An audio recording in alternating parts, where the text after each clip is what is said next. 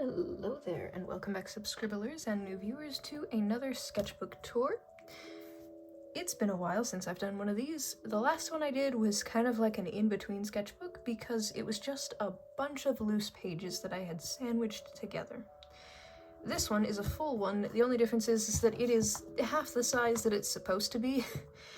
And that is because this used to be a sketchbook that I had filled with pages that I tore out and then left this blank, and now it is full. I also have slapped in a bunch of pages that are from watercolor paper and notebook papers from when I was doing sketches before and after work. Also, this is mostly full of skeletons. Putting ink on this sketchbook was both a blessing and a curse because it foreshadowed what this sketchbook was going to be filled with, because not only is it the 9th year anniversary for Undertale a few days ago, but a few days ago also, this glitchy boy, Error, had won the Tumblr Sexy Man contest 3rd time's the charm, which made me ecstatic. And as I've shared in a few posts here and there, I have been purchasing more of these types of merchandise from various content creators and been obsessed with the Bitty Bones content and been making my own characters in Bitty Bones and comics with them, and it's just fantastic. I love the portrayal of all of these characters from all of these different AUs and haven't been able to do anything but hyper-focus on it, and it has been beneficial with everything that I have been creating, which for the most part has been in this book. And from May up until now, it took me to finish this silly little sketchbook, and I have the next one that I want to work on right here. It is about the same size, it is very small, but this one I should be able to fill within a fraction of that time. At least that's my goal for this one, because I have other sketchbooks that I want to work on. And the size difference as well, hopefully, it will help me to focus from start to finish by being able to actually fill out full-sized pieces instead of tiny little doodles, because I have that problem where my sketchbooks end up not getting full because they're just tiny little doodles that I feel bad about, and also the fact that I had done a challenge in this particular sketchbook. Not only did I use pencils, but I also used pen, I used highlighters for it, I used a bunch of watercolor paper that I taped into the sketchbook pages, a few markers here and there, but nothing fancy, and additionally I also use these weird twist, I think they're called, or no, swirl is what they're called. They're like these twisted crayon colored pencil things. I don't know why I said crayon. Oh right, Crayola. Every time I think of Crayola, I think of crayons. But these have funky little names like Flamingo Festival, Raindrops, and At the Circus. And each of these I had used a few times in the sketchbook to fill in, because I wanted to see what I could do with simple shapes instead of just doing what I usually do, where I will sketch the outline, the frame skeleton of the character. Instead, I would use these to build the bulky shapes of them. Like for a hand, for instance, what I would do is I would create the general shape. For me, because my characters don't have a pinky finger for the most part, if ever I draw characters with 3 fingers and a thumb, I will generally create an almost triangle shape, but the end has like a little thing. I'm sure there's a proper name for it, but the way that I think of it is a triangle, but with like a little tiny flat end instead of a point. Then I will connect these split parts here to create the bone joint so that I can identify this little section of the hand here connecting to the wrist bones and each of the finger digits. Each of them I separate from the top, the middle, and the bottom to connect them, and only 2 joints for this one. So the little knuckly bit here, this bit, and that one here. So a lot of this was also skeletal and clothing studies and concepts, because a lot of what I had made over the past few months was just very loose ideas that I could then transform into other videos. Now you'll see this as I get into it with the first few pages. When I got into Mermay, I posted a video of Impact as a merman skeleton or mer skeleton, and it was fantastic because it put me on the path to making a bunch of other artwork as well as fan art. Before I jump into this one, not only did I enter the contest's art stuff that was going on for like all of the AU Sanses and Error winning that one for the Tumblr Sexy Man, but there was a bunch of mini contests, and I put Impact into it. Though my boy has only made it to the 2nd round of one competition, I was excited to participate anyway and made a bunch of fan art. I believe that the character's name is Blade, who they went up against in the 2nd round. If you want to see that, go check out my Twitter. I have all my links in my card, but I made a bunch of the artwork, tagged and communicated, and one of those things that I enjoyed was getting to see all of the other Sans' characters, all of these skeleton characters characters, even if they aren't based off of Sans, they're just AU characters or something, but all of them have unique stories and designs and stuff, and I want to actually make my characters like Impact and their story from Reincarnated and actually put that out there so that other people can see the story, because I had a hard time trying to explain Impact in their story when it's still just concepts in my head, and I love to mix and match with friends with these ideas to where I tell them something and then they say, oh hey, what about this? And AUs of AUs get birthed, and that's where other characters come from. While I was working on these characters in the sketchbook, I had made a bunch of fan art, and I was doing studies of how people interpret good characters and bad characters, and how even neutral characters can tend to lean from one side to the other. Two amazing neutral characters that I can think of off the top of my head right off the bat is, of course, Ink and Error. And why do I say that they're neutral? Is because one creates, one destroys. However, from various story points, people could kind of consider them both balanced of the other side of it, creating too much or destroying too much, and balancing each other out. Stuff like that I really enjoy with the neutral character dynamics. With my characters, I try to ask all of those basic questions as if I was the character instead of someone asking me that directly, because I like to answer the questions as the characters to help me better understand them and establish how they would interact with each other. Hence why I really enjoy getting to communicate with my friends with voice acting practice, where I could be the characters, imagine the environments that they're in. First page here is a good example of what I could turn into a mini comic for practice, where it is the two brothers, Impact and Dart, in a merman universe where the monsters are more towards the sea-based, and there is a mermaid AU type of thing. I think it's called Leviathan Tale. I did some sketches a few pages in, but the idea for this one is just that they are mermaid monsters in this, and it's just the two of them. The perspective kind of zooms in on just them instead of the whole underground of monsters.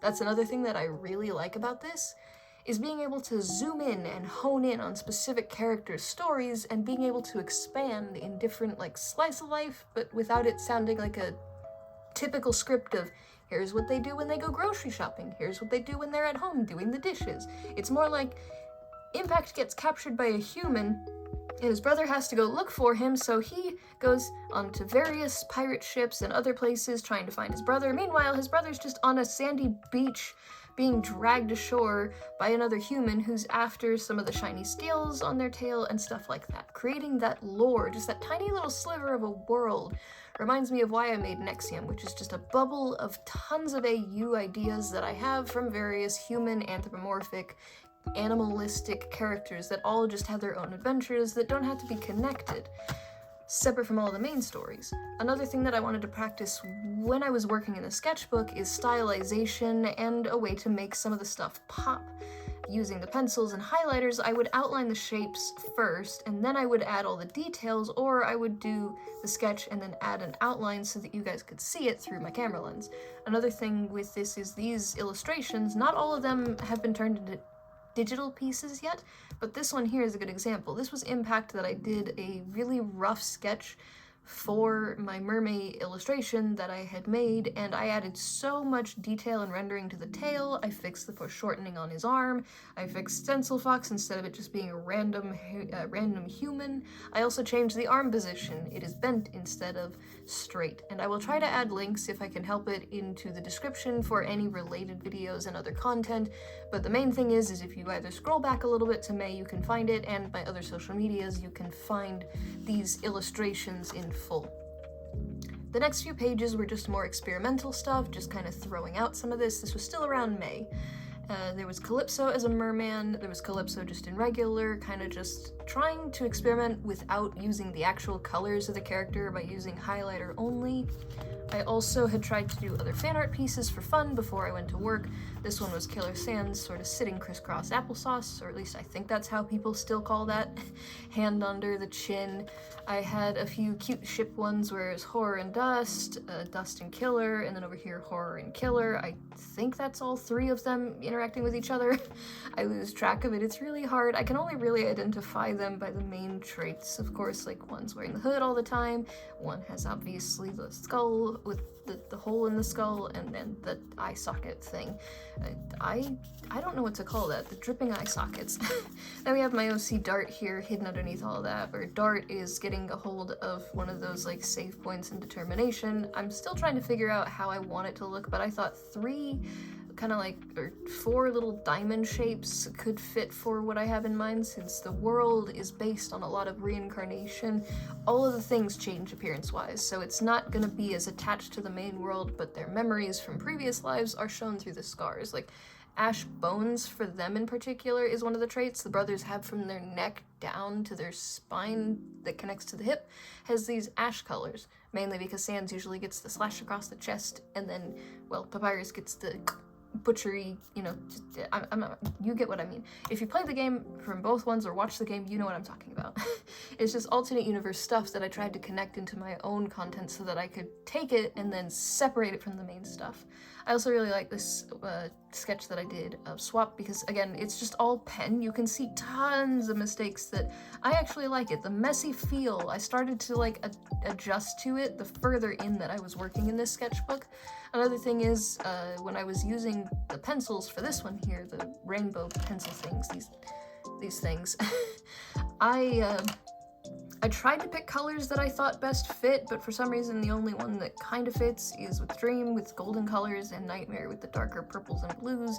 Everybody else just kind of ended up with grays and oranges and browns, because those are the only colors that I could fit out of the bundle. They're not the best, I will say.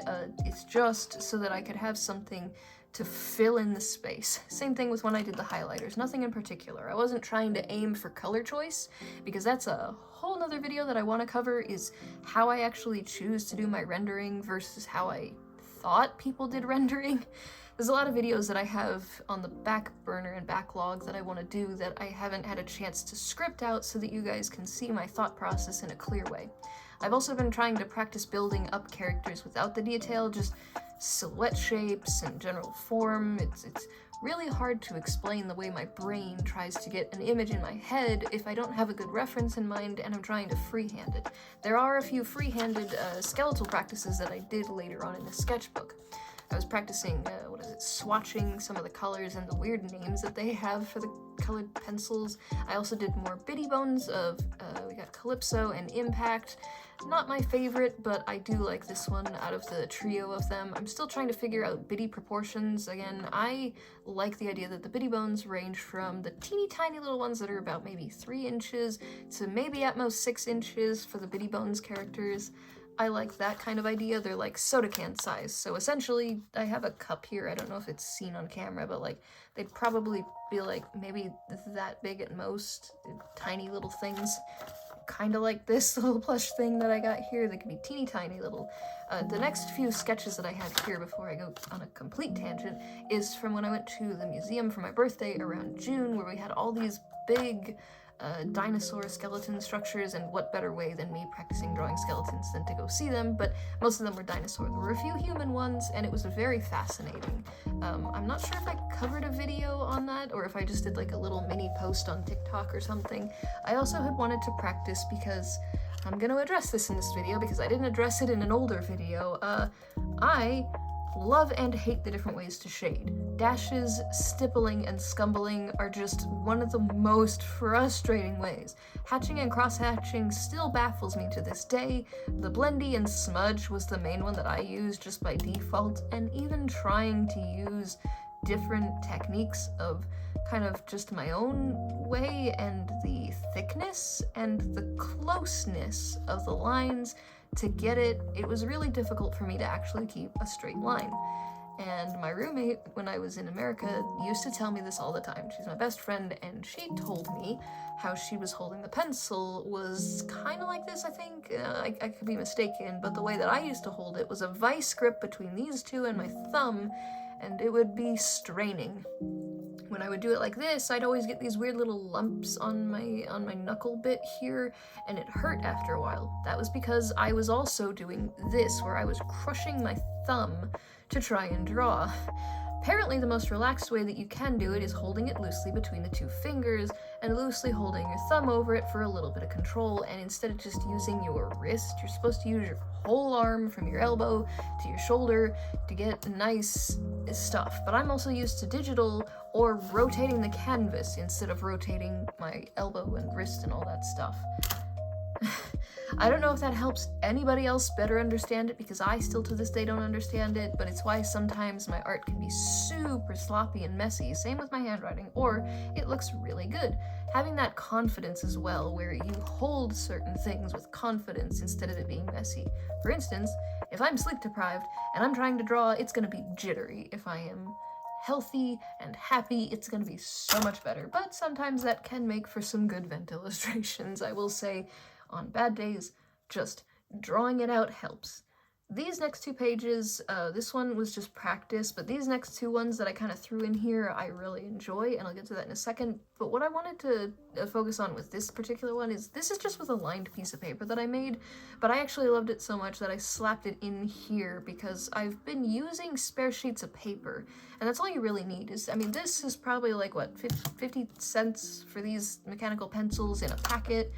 You know, some extra lead, or even just one of these you can pick up probably for like $0.25, these tiny little packets of what are these, HB pencils. You don't need anything fancy. I just like to get the slightly fancier ones that have, what is it, 0.5 and 0.7 millimeters, and 0.9 for thicker lead for pencils for all that, so that I can utilize it.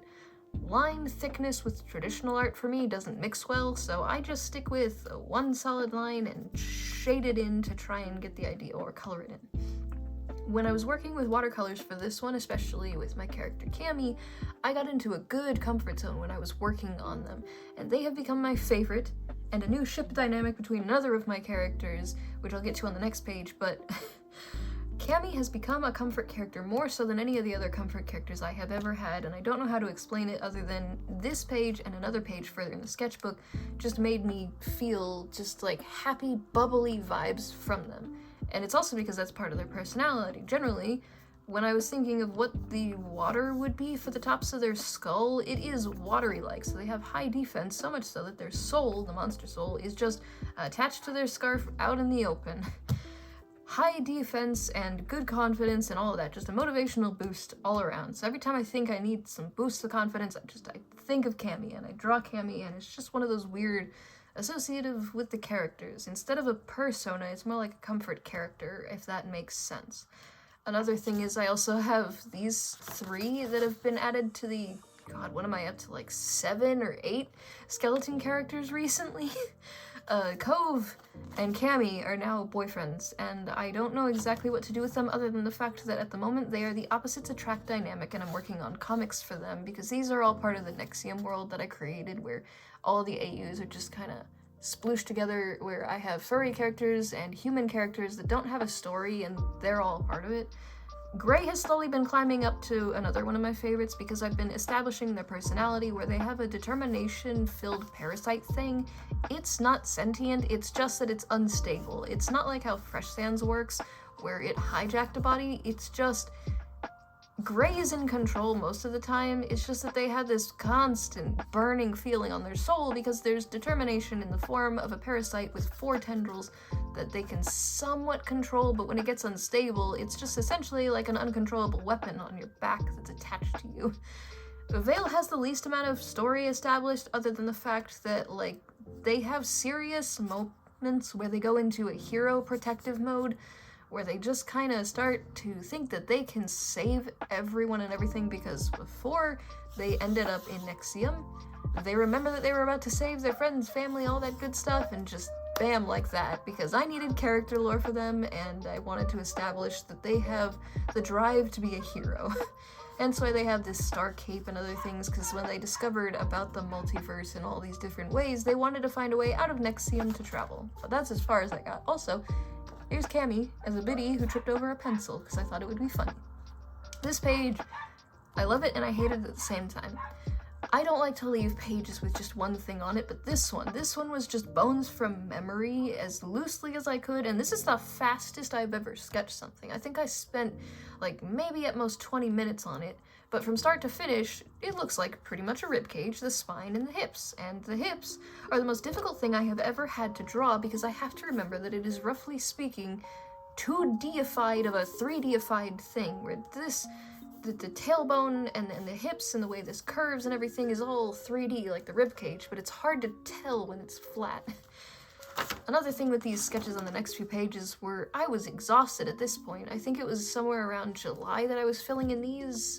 It was the end of the month maybe as I was filling them in. I just wanted to get this sketchbook done at that point, but I still had that much of the sketchbook to do. So I thought, alright, I'll fill in a few from other sketchbooks or papers or loose leaf notes and fill them in. So I did more Biddy Bones while I was working on the Dust Finds a Biddy swap comics that I was making, Impact Sands for practice. I also had done random doodles to try and help me, but I ended up with bird skull thing and a lion in the corner. I also was rewatching clips from Naruto, and I thought about the chakra that happened, and I thought that the magic of ecto over the skeleton's bones looks pretty in some forms, but a skeleton with a skeleton on top of it as a mask seemed kind of overkill, so I retracted that from my headcanon of this particular random kitsune character, and sometimes they wear robes, but sometimes they don't. I don't know. Maybe they just like to wear the bottom half of these pants, but that's just loose concepts, not anything official. I just was in the zone with Naruto, and I was feeling excited about drawing that strange glowy chakra thing, but ecto for a skeleton. This one I want to turn into digital art. So these are two ideas for little mini comics that I had drafted by just sketching the thought of Biddy Fell gets a hold of either coffee or a milkshake or something and gets caught by the human, and they get picked up and they're just violently hissing, throwing a tantrum because they want the drink. This one is more of a case of Nightmare with the trio of the Bad Sanses, where he keeps reining them in for different reasons, where Killer causes mischief by stealing silverware, like, for instance, just a pair of regular old skizzers could easily be turned into a weapon for a biddy if they could manage to hold it. Same thing with a kitchen knife or fork, and I thought that would be kind of funny. Dust, on the other hand, I imagine would just be lazy and would trail behind, and Horror would be attracted to food by the humans if they left food for them, and so Nightmare is just saying, I can't believe you would choose a human to trust over me, and he's just like, but I wanted food, they were a nice human, and just gets dragged away by Biddy Nightmare, who has to keep them all in check. Then I have these emotes, but of the Undertale skeletons, I don't know, I was just scrolling through and I was like, I want to make emotes, but with skeletons, but I won't actually probably turn these into emotes because I don't use Twitter or, I mean not Twitter, Twitch or other places where these could be used, so I didn't actually use them for anything like that. I wanted to draw them with different ones ranging from absolutely mortified to just happy stab to sad and wants food, Dust just in the corner not wanting to do anything, Dream and Nightmare having their own just moments, I don't know. Silly little doodles. Which is what I like about this sketchbook, is it's all skeleton-ified except for a few things, but I had fun making this from start to finish, and we're only like halfway through. We're like at July. This was finished only a few weeks ago, and we're in September, getting closer to spooky month. Yay! So the next thing is the Biddy Bones. I was testing the stylization of how I wanted to draw them, proportion them, and everything, and I do like that some people draw them, like Potex, I think is the artist name who made these versions of them, draws them with almost like rat type of concept in mind with the little like toes. I like to imagine that their little feetsies and stuff are just teeny tinier versions of the skeleton feet with little like claw fingers instead. Similar thing, but less chibi style as some people do, because I realized that when I made them with the idea of chibi in mind, it's really hard to not picture them as bobble-headed. So some of them have big heads, some of them have slightly more proportioned heads. It's just, I'm still trying to figure out how I want to stylize the biddies as I'm working on them. I do enjoy the way that I stylized Swap in the Dust Finds a Biddy Swap comic that I made. Moving on to the next page, we have hands, and oh boy, like I said before, when I have hands, I try to draw them without the pinky finger, but this This one took me forever to finish because I was holding my hand out and trying to understand how I did the little curved, pointed finger sharp thing, but it's not actually nails, it's just like attached to it for cartoon stylization's sake. And I like it, but this one just for some reason looks jarring to me. Even though this one has 3 fingers, that one has 3 fingers, and that one has 4 fingers, and they all look fine, but it's just because when I draw it like this, it looks weird, and I'm trying to figure out why. I love it sometimes and I hate it sometimes, but this is probably one of the best hands I've drawn in ages. Next page that I have is more of the bitty bones, and this is what I was talking about. Bobbleheaded syndrome with it, where they just look too chibi instead of somehow biddified, where I just is cute, a killer, little bitty killer with a cute little kitten with a little ball of yarn, horror eating a cookie, nightmare tripping over something, and just face poof and dust stretching, just different positions for me to try and practice to see how the characters would be angled and the size and shape and proportions, all of that fun stuff. This became a meme, unintentional, the meme where I just want to stick a PNG butterfly right there, if you know what meme I'm talking about. That wasn't the intention, but that's just what happened. And then a teeny tiny version of Cammy. Difference between that and the biddies that I have here is he's just short.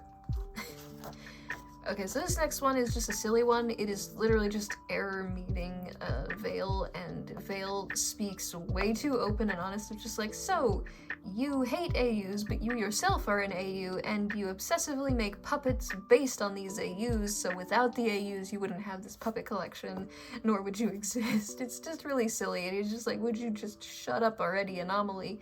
Because the soul that Vale has is on the top of their head like a halo, and you can't really grab onto it. It's kind of like you go right through it if you were to try to hold it. Same thing with how Cammy, because they have like water based for their bones, if you tried to touch their head, that floaty bit, it would just kind of go right through it if they wanted to. They have some stability to it. It's kind of like semi-solid as they need to. They're not just a puddle that they could melt away in seconds. It's hard to explain the physical state of some of the characters when it's still a concept in my head.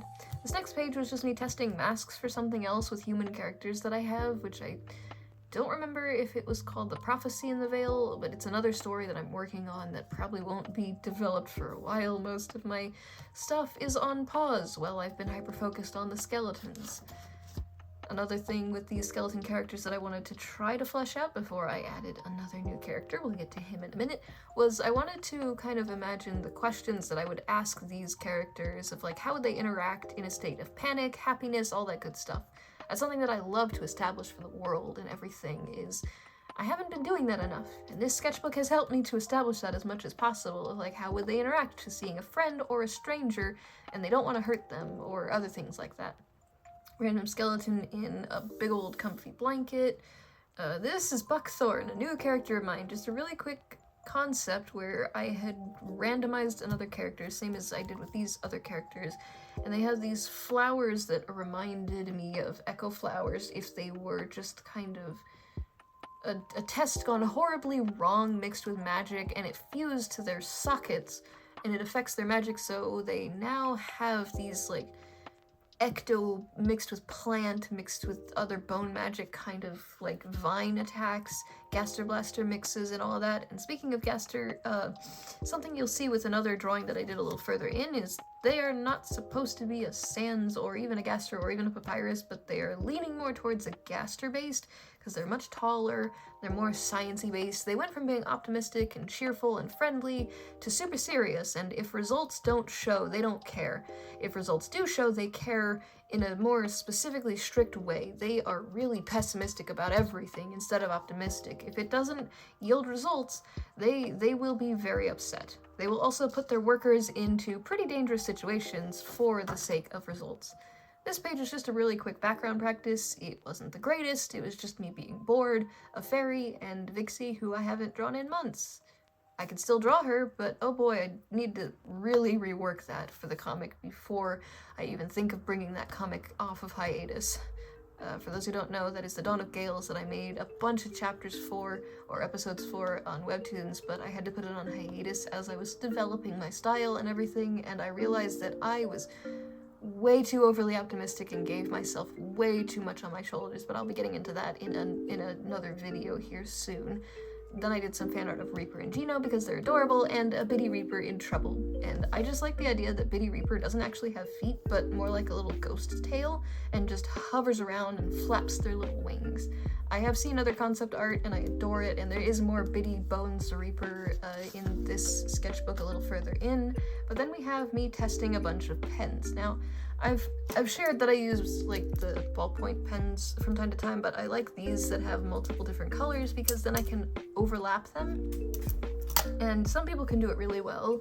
I just wanted to test and see if this would help me, and it didn't quite turn out how I wanted to. I do enjoy these tests up here, but when I tried to put that into effect, it was, maybe it's because they're too spaced out and I needed to add more so that it was more solid, but even when I did try to make it more solid, it blurs it to a certain extent and it becomes muddy, and I'm one of those people who doesn't like it when stuff becomes too blurry and muddy, and I think that for this particular one with Cammy, adorable, adorable, adorable, I want to turn this one and maybe this one, but definitely this one, into a digital form, because the idea that Cammy as a Biddy is just the perfect little companion who just wants to go everywhere and see everything, and when they are in a place like, for instance, this one's just like, oh, we get to go to the park, and it's just like onward to the east path, just sitting on your shoulder, guiding you through it, and then Biddy Impact sleeping, a couple of random doodles. I don't know why I put a random furry here. I think it's just because I drew these first, and then I wanted to put another Biddy up here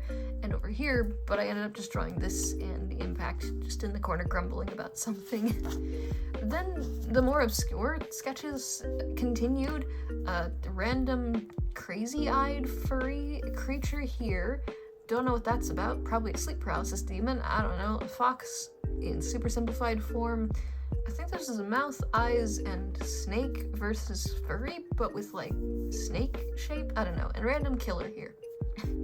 I also had decided to try color to match the expression, like pink, angry, yellow, slightly sadistic, smirky, I don't know, blue with this cheeky grin, and I just left this one blank. I ran out of colors from the highlighters. I was gonna use the green one, but I thought that wouldn't really fit for it. I don't know, I just wasn't feeling it, and when I don't want to continue on something, I stop and I move on so that I don't make a mess out of it, because I've learned that the hard way. I practiced Stencil Fox with just markers, and then just with a pen to try and see, but also the previous page bled through. Some of the markers that I used, they bleed through, because some of them are these, what are these? Touch Cool that I got off of Amazon for like 80 pounds, or what is that, $100? For a pack of, what was it, 80 of them? It wasn't so bad, it was really good. They work really well, it's just they bleed through really thin paper like this, so I ended up using these weird markers that I've only ever been able to find once. They're like the dual tipped stuff, they're just cheap stuff. I also like to use these highlighters now, and I'll probably do it in future sketchbooks, to outline the shape first and get the general idea and then go in with the lines, because I'm one of those visual learners who has to have something establishing the general shape, proportions, all of that in my head to visualize it. So when I drew the wings, I was also trying to figure out where the body would be positioned, and as you can see, some of my initial thoughts of where the ankles would be, the knees would be, the end of the jacket would be, didn't quite line up. Even with the arms, they were just loosely there so that I could see what I wanted to do when I got to it. And this came in super handy for the next page, where Archer, which I love this, I'm gonna turn this into a digital piece somehow, just a simple coloration of greens and I think a little bit of blues, but just this picture alone, I don't know why it gives me this feeling of just some sort of, I don't know if the word solemn, is that how you say that? The word I'm trying to think of is just when you're in a state where you just kind of have to sit there and just process feelings. That's what I imagine he's doing. He's processing his feelings, but he doesn't really show it. Random doodle of Cove being angry because he's not gonna smile for a photo because everyone wants to take pictures of him because of his cool jacket. This was also just another quick sketch of Reaper and Gino, and another Biddy Reaper up here, just super happy. I don't know, just really quick doodles. more marker tests that I was doing with Gray, where Gray, I've established, likes to eat things for texture. Now, I'm one of those people who likes this. I will sit there and eat an entire bag of potato chips, same as I would the same feeling of eating a cheeseburger. I don't know why, there's just some stuff that I could eat non-stop for texture and flavor only, rather than anything, like, for instance, I adore the taste of cheese and mayonnaise as far as it goes. If I'm having chicken nuggets, mayonnaise. If I'm having pasta, I will have it with cheese and butter and just really simple things rather than the mix of herbs and spices that can accompany it, vegetables, you name it. I prefer the simplicity of it for some weird reason sometimes. And then other times, I enjoy other more complex flavors and dishes and stuff, thanks to my husband and his wonderful cooking, for me trying curry for the first time and registering that I can barely handle the second level of mild before my tongue hurts. The next thing was more of buckthorn. This was what I was talking about earlier with the magic, where it's kind of like magic with how I've done weapons for some of my characters, with ectomagic in semi-solid and proper solid form. Still trying to figure out how I want to establish that, but essentially creating solid magic to attack. So that's what that is. It's a mix of the plants with the magic, and it even affected the Gaster Blaster and the way that they operate. Pretty much just when confronting a human, they will use every means to attack them if it yields results that they need. Souls are one of the main things that they are after, because especially determination souls are the highest way to fuel some of the projects. I don't really know what those are yet, because it's just concepts at the moment, but I enjoy it. This, oh my god, I hate this. I don't know why I gave her such short knees, but the rest of her, too long, too short. I colored it in to try and fix it, but it didn't fix it. I mean, like, the head's fine. Maybe the outfit's okay if it's not for a blocky shape, but it's just terrible. I threw a random sketch of a mouth, teethers, just to cover it, but I couldn't bear to cover it with something else because I wanted to show that not everything in this sketchbook is great. Even for this page, I was trying to draw a spooked version of Veil, but god, it looks really bad. I was having a bad day. I tried to do that thing with the highlighter again, except I wasn't feeling it. Random skeleton, random cat, and then the only saving grace is these adorable microscopic versions of a Bitty Bones of Reaper just laying down, reaching up, just kind of like in that I want something, laying down confused, tummy, oh my god, stomach or tummy hurting kind of thing, just tears in their eyes, and just sitting happily and patiently waiting. I want these as 3D little tiny figures, but I also don't have the time or patience to make them out of clay. But I just thought that would be super cute. They'd be like super teeny tiny. Another one, just holding the Reaper scythe, a random unicorn, a random furry practice. For some reason, Beetlejuice pony, because of my color choice, I guess. At least that's what I'm registering with these particular colors, but I don't know what it was supposed to be. I do like the way this looks. I might utilize this for stylization in the future. And this, as Impact says, what the this is just an alien furry. That's my saving this, because I don't know what happened. The shoes are terrible. The green and pink's not that bad. The orange just ruined it. The purple and blue maybe saves it, but yeah, let's just move on from that one. I tried to draw Vixie again, tried to draw her again, and then I tried to draw her again, and it just turned into a random, anxious fox creature. Yeah. Then I drew Veil with this one, and the arms are the only thing that are bothering me, because I think I made them a little too infinity shaped for that. For those who don't know, and I'm not sure if I've mentioned it in the video yet, but there are a way that your bones do this little crisscross thing, and I can't remember if it's when your hand is like this, or when your hand is like this, because then when it's in a certain way, it's kind of got like an oval shape to it. Instead, bones are weird, the way that they operate, but it is cool. When I tried to research it, I just can't remember if it's this way or this way that they crisscross, and when you move your arm, how that affects it. I constantly need references, otherwise I forget how that's supposed to look. So besides that, it's not that bad. It's just interesting, and I used a lot of yellow highlighter to make it look like a glowy effect, but I don't know if that adds or ruins this. Then we have more Cammy Doodles. This is where I was finally deciding on Cammy being a comfort character by adding in all the traits and just randomly drawing them in different poses. Happy, just generally happy. And for those who can't read my handwriting, because this is just chicken scratch writing, just a fairly gentle nature, compassionate and carefree, will absolutely cry in movie nights if the movie has something sad to it.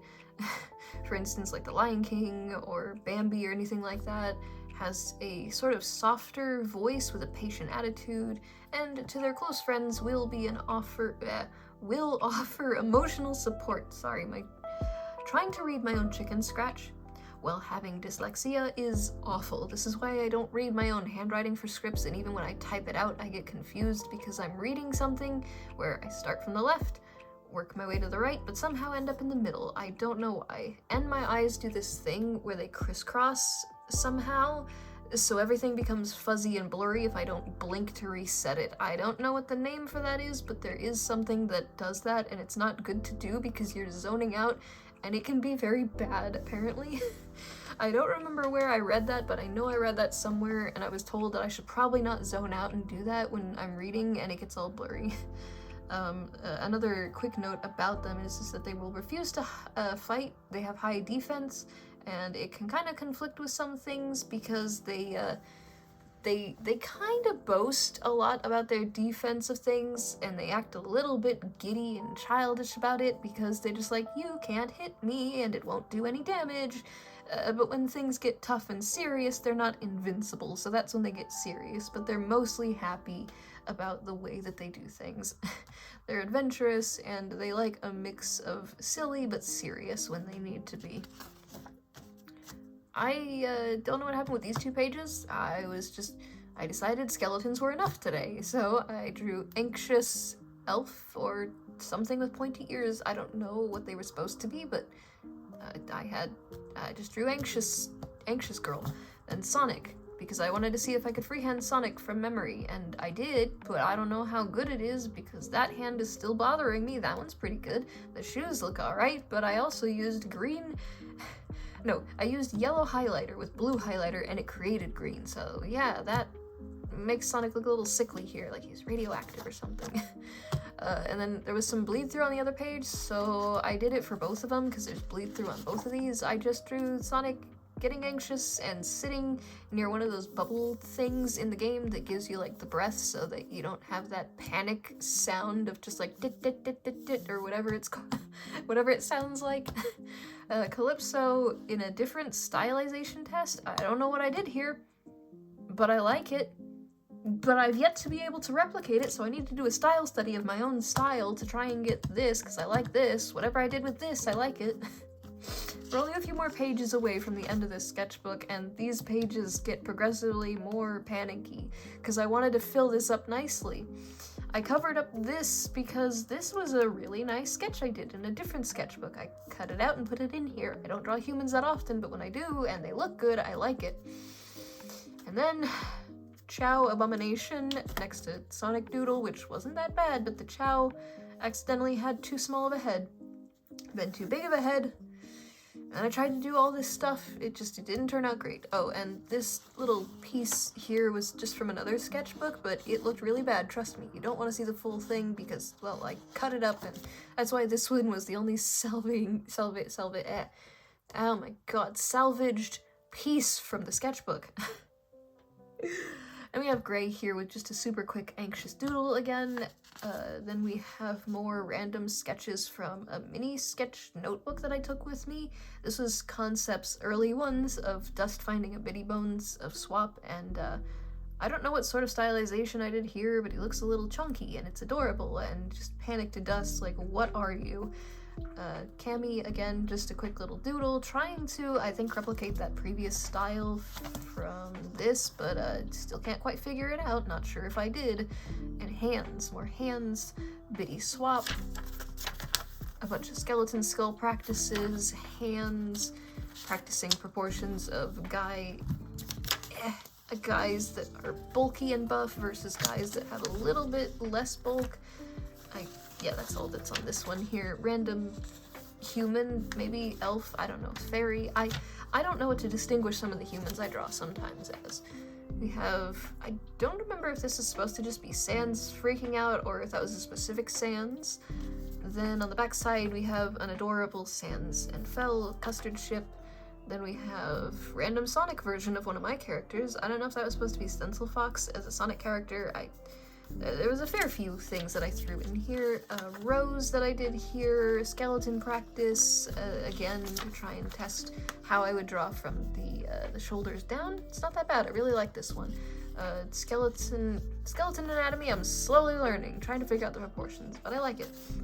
And then we have same thing with the rose here, the petals were scattered here with the thorns kind of just wrapped around it. Painful beauty or something, I think. I had something that I wanted to write down next to it, but I've completely lost that thought when I made it, so it's just that. The last few sketches in here were just really rushed.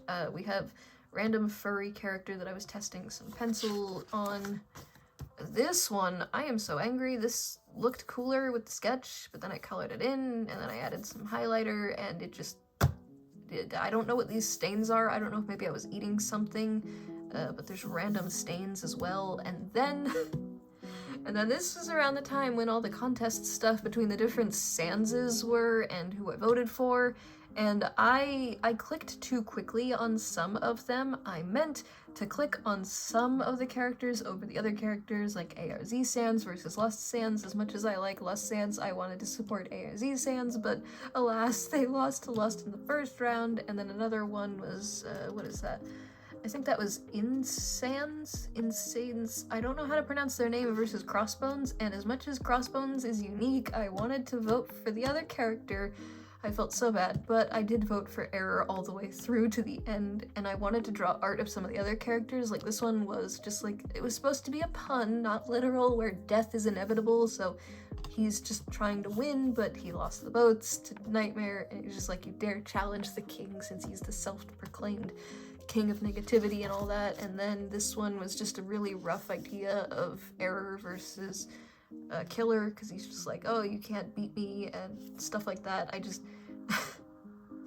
my thought process for these doodles were really weird, and then when Error started making it further and further, I was like, I need to draw him in the Bitty Bones dance, the Piku Miku dance. And I made that as he's a Bitty Bones being held by a larger version of himself, and it was fun. And then I finished this sketchbook, and that's roughly where I'm at right now. Before I wrap up today's video, I would like to firstly say thank you so very much for watching nearly an hour's worth of content. I know that this is very different to the usual type, but this is something that I aim to do every now and again, especially with how long it takes between each video. I am kind of going down that whole YouTuber posting only once a month or once every few months route, but that is not what I want for the channel. I want to be able to post. My goal is 1 to 2 videos each month, one Wednesday one Sunday one, a bunch of YouTube shorts and everything, but with the continued support and the growing reach that we have with the subscribers, every single view, every like, all of that helps the YouTube algorithm to push us, the channel and the subscriber squad, in the direction of reaching more members that can join, and for the support of any patrons who are able to, as little as £2 a month. That's British pounds, helps genuinely so much because of the balance that I have that I'm going to be talking about in a bit more detail in my next update video. Because at the end of the day, whether you are here for me specifically, the story times that I share, my original characters that I hope to share with you all so they're not stuck in my brain, or some of the fan art that you can relate to and get to talk to and engage with me, I hope it's something welcomed. And I hope that you guys will stick around for more of my art journey and be a part of the subscriber squad. That's all the time that we have for today. Thank you so very much. If you have not already, don't forget to leave some likes and comments and subscribe to join the subscriber squad. In the meantime, don't forget to check out some of my playlists, and if you would like any fan artwork featured at the end of the video in the subscribers gallery, tag me in it. I would love to see what you guys make. And if you'd like to support my works and see more, check out my card link below, especially for the patron exclusive rewards. £2 a month, the Fennec Fox tier gets you access to secret sketches and artwork early. The Arctic Foxes, for £5 a month, you get exclusive access to videos and webtoons pages early, and the Red Foxes have the opportunity to be featured as a background character or a commission instead, and your name read out at the end of the videos just like this. Thank you so much to Frankie Jr. 13. Stay pawsome, subscribers, and I'll see you real soon.